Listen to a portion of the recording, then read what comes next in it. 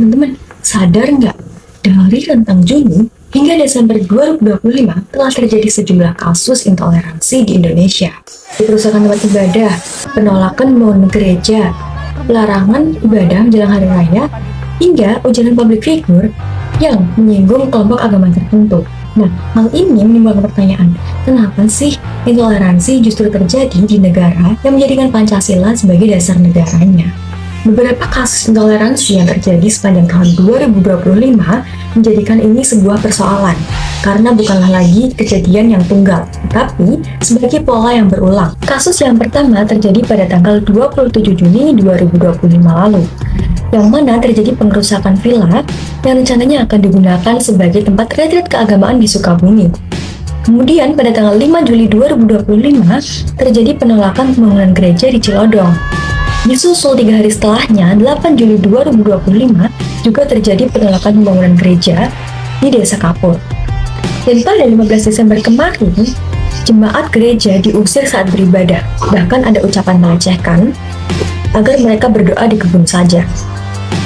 Masalah intoleransi ini menjadi sangat relevan bagi kehidupan masyarakat Indonesia saat ini, terutama di era digital. Jika intoleransi terus dibiarkan, hal ini tidak hanya berdampak bagi kelompok-kelompok tertentu saja, tapi rasa aman masyarakat, stabilitas nasional, serta persatuan bangsa juga akan terganggu. Oleh karena itu, intoleransi tidak dapat dianggap sebagai persoalan biasa, melainkan persoalan mendesak yang harus kita bahas. Disinilah Pancasila seharusnya hadir bukan hanya sebagai semboyan, tetapi sebagai nilai-nilai yang bisa kita jadikan pedoman dalam kehidupan berbangsa dan bernegara. Menegaskan bahwa negara menjamin kebebasan setiap warga negara untuk menjalankan ibadah sesuai dengan keyakinannya.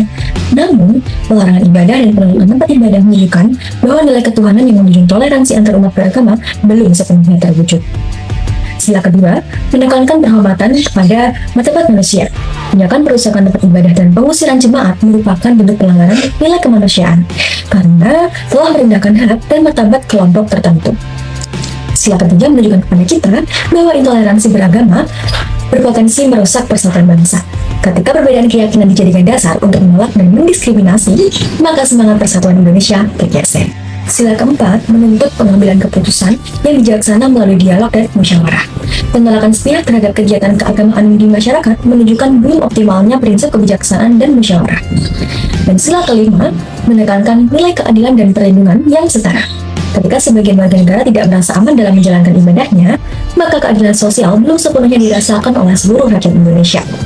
Pancasila sebagai pedoman etis dan sumber hukum, Pancasila tidak hanya berfungsi sebagai ideologi negara, tetapi juga sebagai pedoman etis dan sumber dari segala sumber hukum di Indonesia. Nilai-nilai Pancasila seharusnya menjadi dasar dalam penyusunan kebijakan, penegakan hukum, serta tindakan aparat negara dalam menjamin kebebasan beragama tanpa diskriminasi. Dengan menjadikan Pancasila sebagai dasar dan norma kehidupan bernegara, negara diharapkan dapat hadir dan secara adil dalam melindungi seluruh warga negara Indonesia. Selain itu, Pancasila juga berperan sebagai nilai-nilai pembangunan nasional. Dalam konteks intoleransi, pembangunan yang berlandaskan Pancasila seharusnya menciptakan ruang aman bagi seluruh warga negara untuk menjalankan keyakinannya tanpa rasa takut atau diskriminasi. Dengan demikian, penghapusan praktik intoleransi merupakan bagian dari pembangunan karakter bangsa yang berlandaskan nilai-nilai Pancasila. Nah, menurut saya, persoalan intoleransi di Indonesia seperti tadi bukan hanya persoalan mengenai sosial atau keagamaan saja, tetapi juga tantangan dalam pembangunan karakter bangsa. Oleh karena itu, menghidupkan nilai-nilai Pancasila dalam kehidupan sehari-hari merupakan kunci untuk mewujudkan kehidupan berbangsa yang adil, damai, dan berkeadaban.